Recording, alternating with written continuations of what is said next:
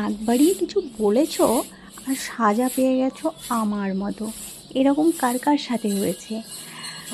আমি আজ মাকে একটু হেসে হেসেই বলেছিলাম যে আমি তোমার থেকে ভালো উঠোন ঝাড় দিতে পারি, আর এই লাঠি ঝাঁটাতে তো অনায়াসে আমি ঝাড় দিয়ে দেবো।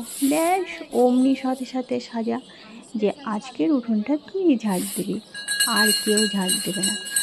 পাশের বাড়ি কাকার মেয়ে এটা শুনে ছুঁড়ে দেখতে এসছে যে আমি সত্যি কি ঝাড় দিতে পারছি এই লাঠি ঝাঁটা দিয়ে। আর ও দেখে তো অবাক, বলছে তুই কবে শিখলি এরকম লাঠি ঝাঁটা দিয়ে ঝাড় দিতে?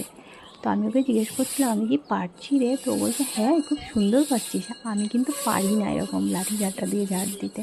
তা আমি বললাম তাই, যদি আমি শিখে গেছি তাহলে আমি কালকে থেকে স্টেশন ঝাড় দিতে যাব।